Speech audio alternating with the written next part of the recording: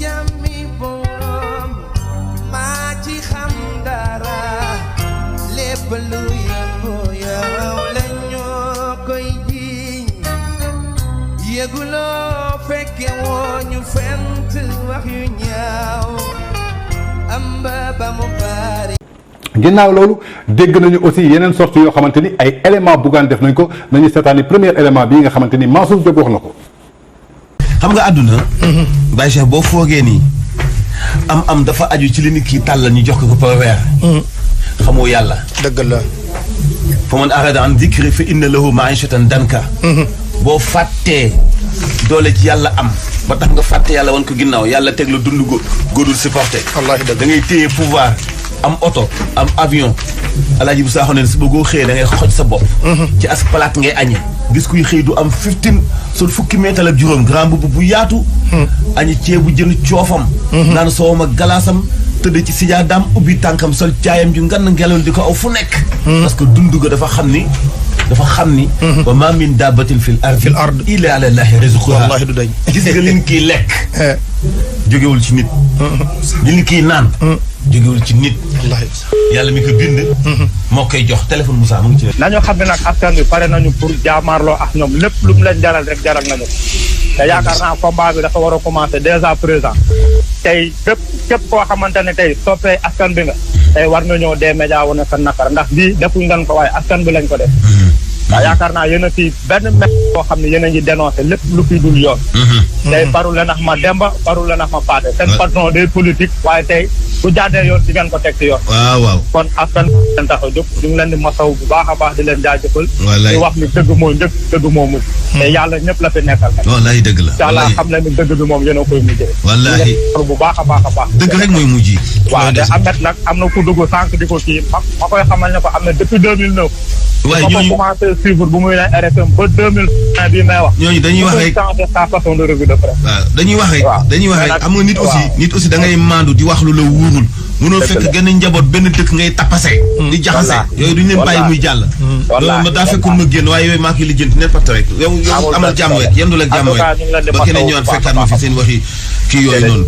kon ñoo déggandoo kaddu yooyu nga xamante ni kii di Mansour Diop nekk foofu ca D-Média ak Zik FM kaddu yoo xamante ni yëkkati na ko victimisé wu xamal ni sax mooy premier élément bi moo doon wax ki njëkkoon dugg pour intervenir ba mu commencé wax xalaatam ndax toonee wax sa xalaat ku nekk am na sañ-sañu wax xalaatam du question ni que kii wax xalaatam dafa war wax li arrangé D-Média rek ngeen war ko téye si ligne bi ku waxul lu arrangé D-Média du ngeen ko téye si ligne bi donc je crois que démocratie foofu la njëkk ñàkkee feeñ te tey yaakaar naa ni seen leader day woote démocratie te nit ki suy woote démocratie yorogoo nguur te wanoo ñu démocratie je crois que day nuru leneen xel day tey ci askan bi mooy li may wax rek Sénégal kenn moomu ko képp ku sañ am nga sañ-sañu taxaw ne damaa bëgg a jiite Sénégal mais yow mi bëgg a jiite Sénégal sénégalais yi tamit dofuñu dañuy ubbi seen bët def enquête de mortalité xam kan la ñuy jàkkaarlool ndaxte nee nañ cin su naree neex su baxee xeeñ te nee nañ lu feeñ ca sëy nu la woon na ca ngoro ga donc am na yoo xamante ni mënuñu si teg suñu bët gis benn manipulation boo xamante ni jamono ji D-Média mi ngi koy utiliser ci peuple bi di victimiser boppam di def benn acharnement boo xamante ni pour man loolu yëpp jaru ko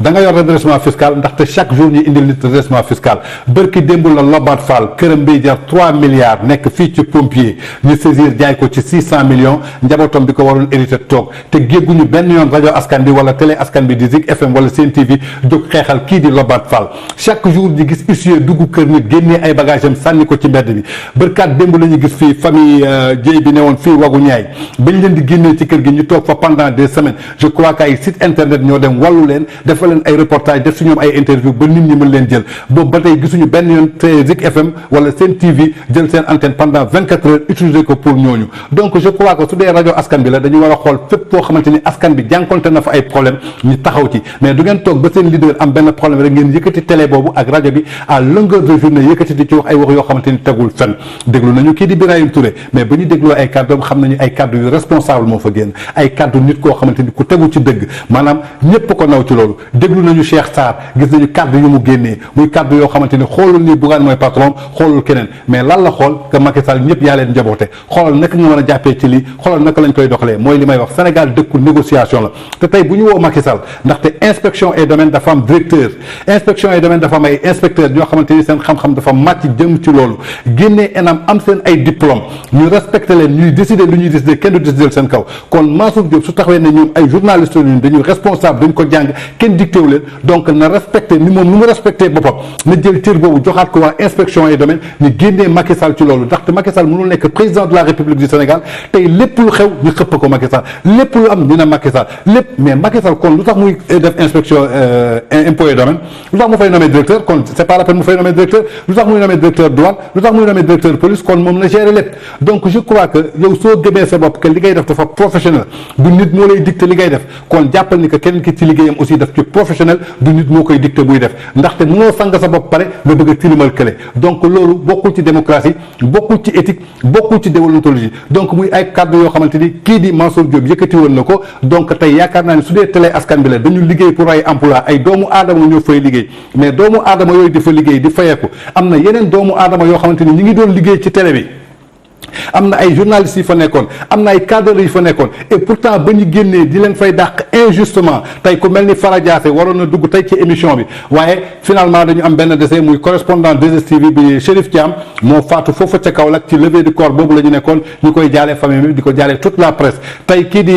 Pape Amadou Sy nekk jamono ji 7TV tey seen correspondant bi nekk Matam ñoom ñëpp bëggoon nañu dugg def benn témoignage xamal ni que tey acharnement bi ngeen di wax ñoom bañ leen di dàq injustement foofu ci biir seen TV amul kenn ci yéen ku yëkkati ñëw solidaire ak ñoom te yaakaar naa ni sooy liggéey ak say nawle ba ñu nekk foofu ñuy subir benn injustice nga xamante ni am na yenn salaire yoo xamante pour ñu fay leen ko sax dañuy am ay problème donc tey ngeen jóg di défendre entité boobu au détriment de ñooñu xanaa ñooñu du ñu ay citoyen xanaa ñooñu du ñu ay sénégalais xanaa ñooñu du ñu ay nit tey cuun caméraman bi nekkoon ci yéen ma xam ko bi seen TV di ubbi 2012 mu nekk fa benn jour dama dajeeg moom fii côté Sacré-Cœur mais bi ma expliqué naka la jógee seen TV ak lañ ko def franchement da ngay xam ne injustice mu ngi ci biir kër googu et pourtant ñoom ñëpp bi ñu subiree injustice ngeen waroon solidaire ubbi seen rajo ubbi seen télé jàppale leen mais xoolu leen da nga leen di bàyyi et pourtant ñooñu ay père de famille lañu bañ leen di dàq dañu amoon ay location yu ñuy fay bañ leen di dàq foofu amoon nañu ay charges yu ñuy fay mais dañu ànd ak seen ngor ànd ak seen muñ dem seeti leneen kon donc je crois que c'est pas une raison que entreprise la dafa am ñu fiy liggéey société yu dul jeex ñi ngi fii yor ay liggéeykat te seen directeur su respecté wul dañ leen di indi redressement fiscal suñ ko deful dañuy tëj seen i compte tey kii di Baye Ciss nekk fële ca Kaolack di milliardaire bu mag a mag bañ ko escroquer fayul tey dañ ko saisir kon yaakaar naa ni huissier dafa yàgg def liggéeyam huissier bu dugg ci biir kër ànd ak ay gendarme yaakaar naa ni du ñu ñëwee gulet donc jarul woon ñu koy def benn spectacle bu mag boo xamante ni da ngeen di victimiser wu problème bi lenn la des médias moo am redressement fiscal patron des médias wala administration bi nañuy dem waxtaan ak impôt yi demeen programme yi continue je crois que loolu la ñuy laaj tey jii am na ñoo xamante ni génn nañ def ay témoignage nañu xool kii victime Johnny Johnny la yan kàddu la yëkkati teg ko ci Bougane Gueye Dany du lu leen keneen jox ñoom ñoo dem ci banque bi lépp ànd ak Bougane di liggéey tey Bougane jël xaalis boobu yëpp lekk ko dama bëgg nag sénégalais yi ñuy ràññee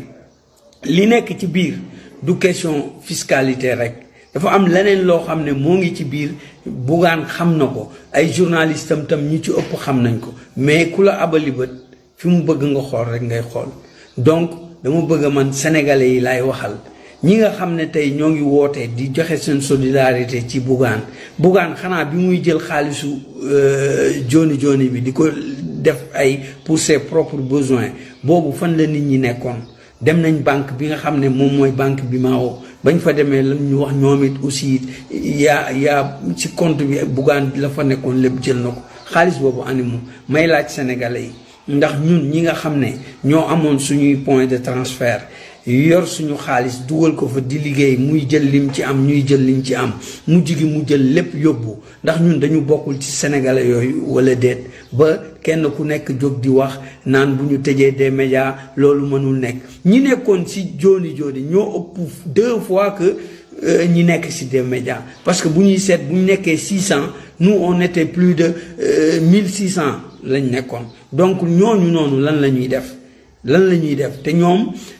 Bougane fayu leen ñoo doon jël suñu xaalis di ko ci dugal ñii salaire lañ yaakaar par weer donc dama bëgg sénégalais yi ñu delloo ci seen xel te ñu xool bu baax li nga xam ne moom moo ci am gis nga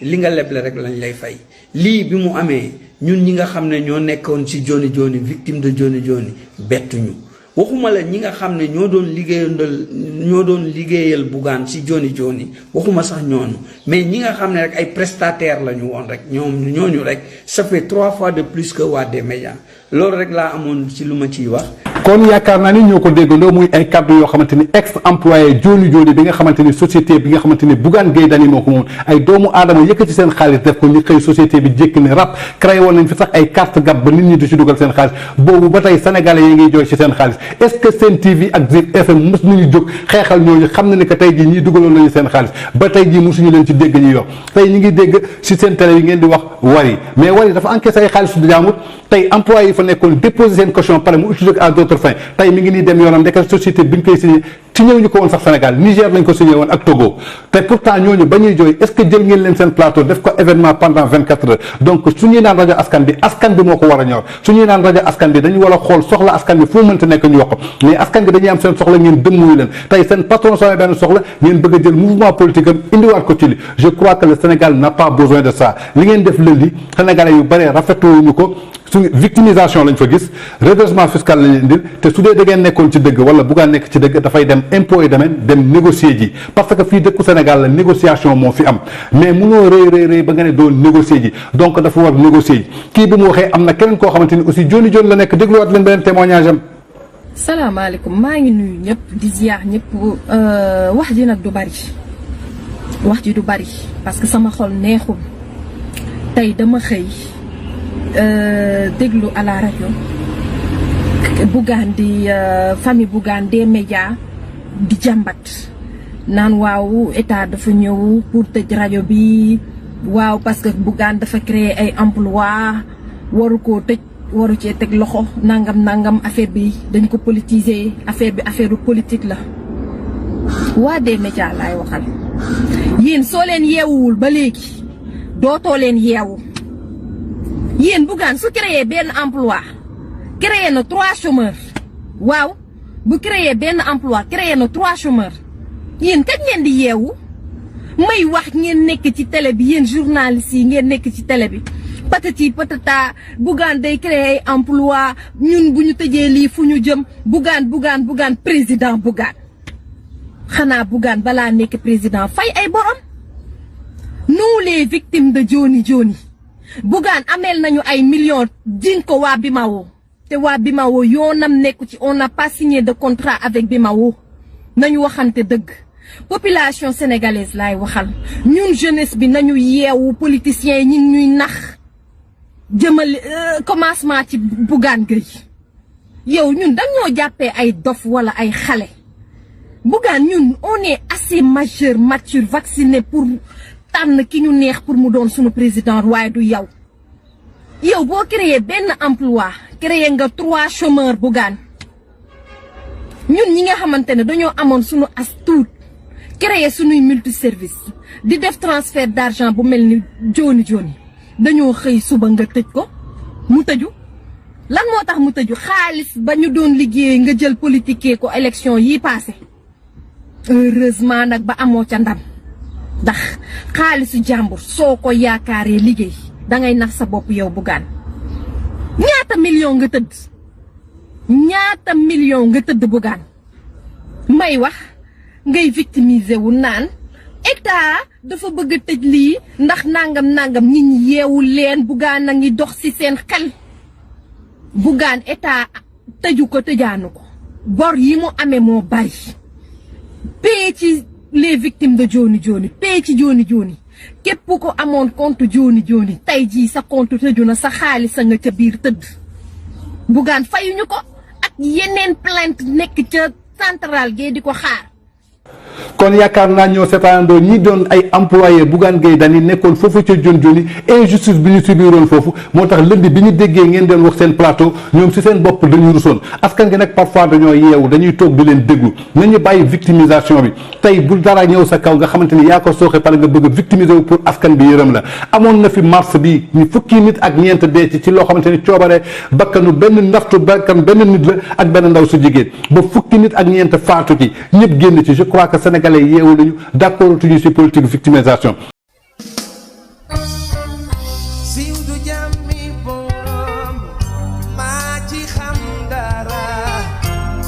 lu yëngu yow la ñoo koy jiiñ